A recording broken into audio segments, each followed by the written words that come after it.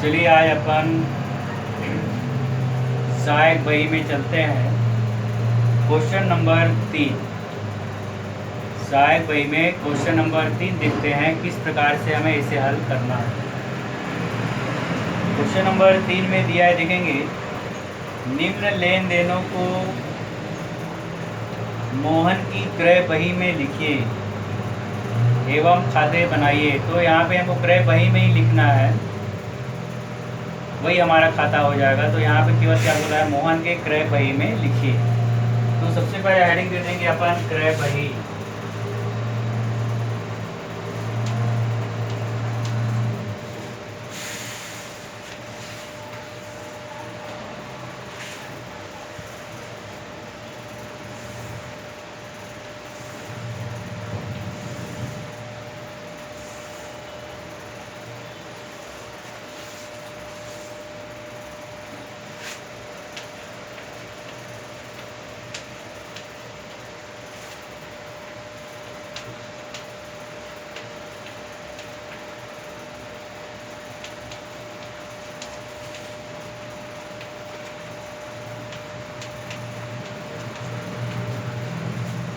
क्रय बही बनाने से पहले कॉलम हमको हमेशा बनाना है, इस बात का ध्यान रखना है। कॉलम क्या होगा, तो तिथि, विवरण, विजय क्रमांक, खाता पृष्ठ, राशि और शुद्ध राशि। ठीक है, राशि और शुद्ध राशि, इस प्रकार से हमारा कॉलम रहेगा। तिथि, विवरण, विजय क्रमांक, खाता पृष्ठ, राशि और शुद्ध राशि, कॉलम बना लिए अपन। अब देखिए क्वेश्चन जैसे दिया बताया था किससे खरीदा, उसका नाम हमको पहले लिखना है। ठीक है, अब देखो दिया यहाँ पर 2017 जनवरी 1 जोशी एंड कंपनी से 5 दर्जन फाउंटेन पेन 39 रुपये प्रति दर्जन की दर से खरीदा। तो किससे खरीद रहा है, जोशी एंड कंपनी से। जनवरी 1 2017 जनवरी 1 जोशी एंड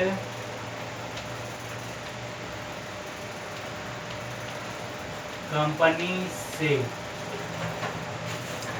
लिखकर छोड़ देना है, एक ही लाइन में वो आएगा, इस बात को आपको ध्यान में रखना है।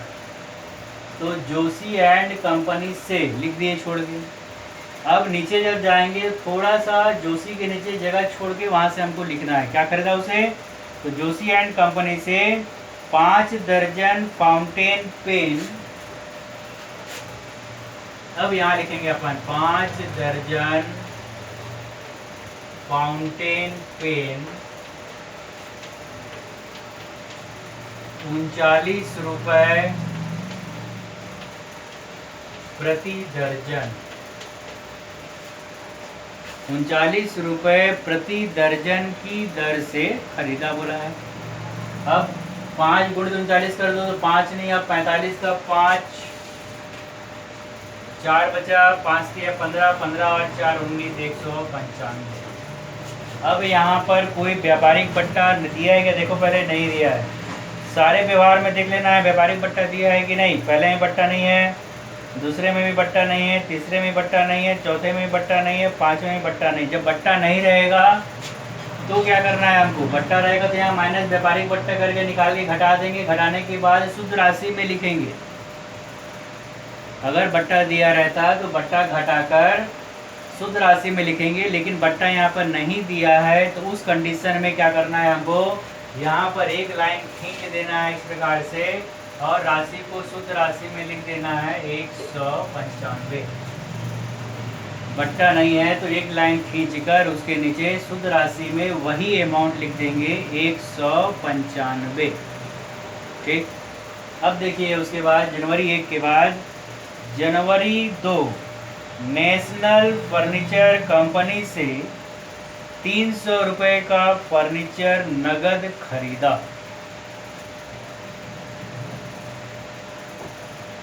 नेशनल फर्नीचर कंपनी से 300 रुपये का फर्नीचर नगद खरीदा। अब नगद है, वो भी क्या है, संपत्ति। तो जब भी संपत्ति क्रय होगा और नगद क्रय होगा तो कहाँ जाएगा? रोकड़ खाते में। कहाँ जाएगा? वो रोकड़ खाते में जाएगा, इसलिए उसका लेखा क्रय बही में नहीं होगा। अगर मान लो केवल नेशनल फर्नीचर कंपनी से फर्नीचर खरीदा बोला रहता तो उधार होता, नगद शब्द नहीं रहता तो उधार होता। तो उधार कहाँ जाएगा? हमारा मुख्य जगह। क्यों? क्योंकि फर्नीचर एक संपत्ति है। क्या है? फर्नीचर एक संपत्ति है, इसलिए नगद और उधार दोनों ही दशा में क्रय बही या विक्रय बही में उसका लेखा नहीं होता है। आगे बात समझ में? उसका लेखा नहीं होगा, छोड़ देंगे, उसका लेखा नहीं करेंगे हम। आगे देखिए, उसके बाद जनवरी 3 राम एंड कंपनी से 10 बॉक्स रिबन 30 रुपये प्रति बॉक्स की दर से खरीदा। मतलब उधार है, नगद शब्द नहीं आया, उधार है तो होगा यहाँ पर। किससे खरीदा? राम एंड कंपनी से। तब लिखेंगे अपन यहाँ पर जनवरी 3 राम एंड कंपनी से।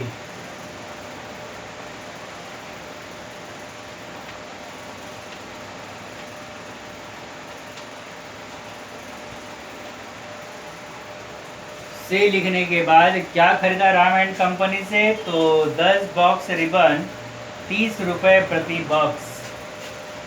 10 बॉक्स रिबन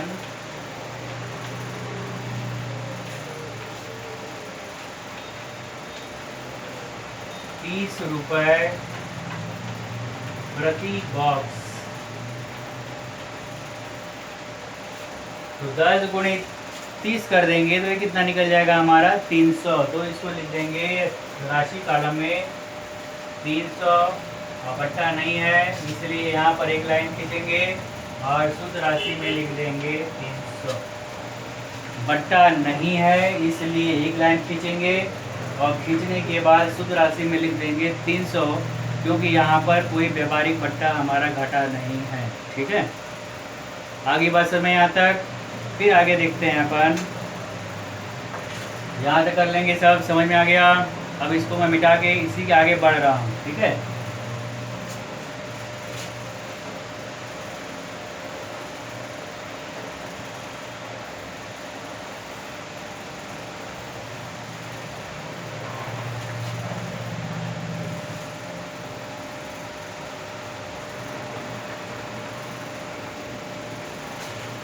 जनवरी 3 के बाद देखेंगे अपन यहाँ पर 3 के बाद बोला है जनवरी 4 गोविंद एंड ब्रदर्स से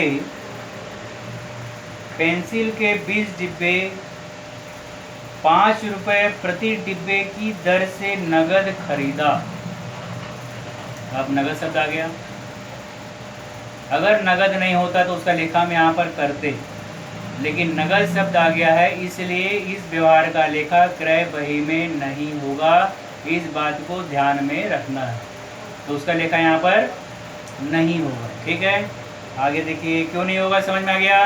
क्योंकि वो कैसा है? नगद, इसलिए उसका लेखा यहाँ पर नहीं होगा। नगद का, संपत्ति का, प्रेषण का, स्वीकृति का लेखा कभी भी नहीं होता है। कौन से बही में? क्रय बही में और विक्रय बही में।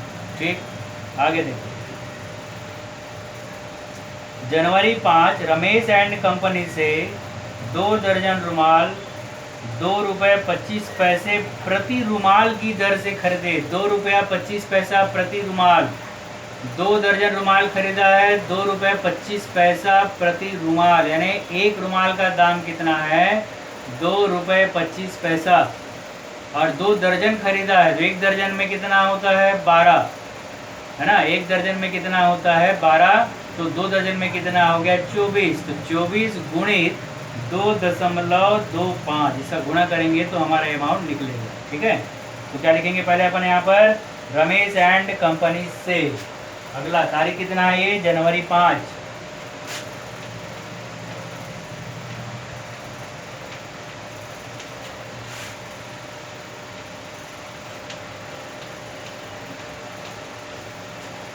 दो दर्जन रुमाल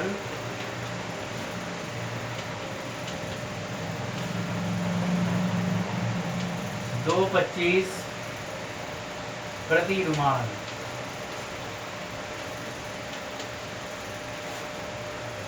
दर्जन दिया है कि प्रति दिया है, इस बात पर भी हमको विशेष ध्यान देना है।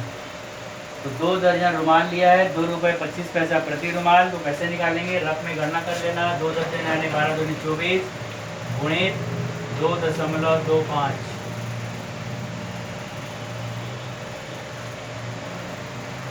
24 गुणित 2.25, 24 से गुणा कर दोगे इसको यहाँ पर, यानी 225 से डायरेक्ट गुणा कर दो। तो उसको अपन क्या करते हैं, 225 गुणित 24 कर देते हैं।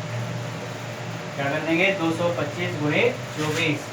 तो 225 गुणित 24 ऐसा, 4 पंचे 20 का 0 बचा 2, 4 दूनी 8, 8 2 10 बचा 1, 4 दूनी 8 और 1 9, 2 से 2 पंचे 10, 1 2 दूनी 4 और 1 5, 8 2 दूनी 4, 0 0 9 5 14, 4 और 1 5।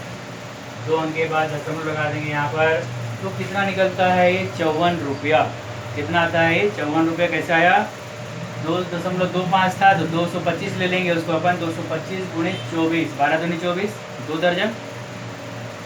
4 से पहले गुणा कर लो तो कितना आया, 900। फिर 1 को छोड़ते हैं, मालूम है ना गुणा करने का तरीका। 1 को छोड़कर फिर 2 से गुणा किए, ये आया, जोड़े। और 2 अंक के बाद क्या करेंगे हम यहाँ पर, 2.25 था तो 2 अंक के बाद दशमलव है, तो 2 अंक के बाद दशमलव लगा देंगे तो ये कितना निकल जाएगा, 54 रुपया। ये आ गया हमारा 54 रुपया। तब यहाँ लिख देंगे 54 और एक लाइन खींचकर यहाँ निकाल देंगे 54। ठीक है। और इतना करने के बाद अब कोई मद नहीं है हमारे पास, कोई मद नहीं है, तो यहाँ पर इस प्रकार से लाइन खींच देना और यहाँ लिख देना योग और इसको बंद कर देना। और इस प्रकार से राशि काला में भी लगाना ऐसा, इस प्रकार से।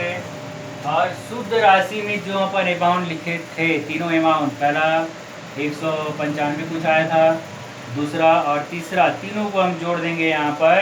तो इसका योग आ जाएगा 549 रुपया। कितना आ जाएगा ये, 549। तीनों को जोड़ देंगे, शुद्ध राशि में जो अमाउंट लिखा हुआ है वो अमाउंट, तीनों अमाउंट को जब जोड़ देंगे तो टोटल अमाउंट कितना आ जाएगा, योग उसका 549 रुपया। ये हमारा आंसर है। एक बात का ध्यान रखना है, अगर बीच में जो मद हम नहीं लिखे और उस मद का भी एंट्री हम कर दिए तो यहाँ अमाउंट बढ़ जाएगा टोटल, तो ये हमारा पूरा मेहनत बेकार हो जाएगा, 0 नंबर हो जाएगा।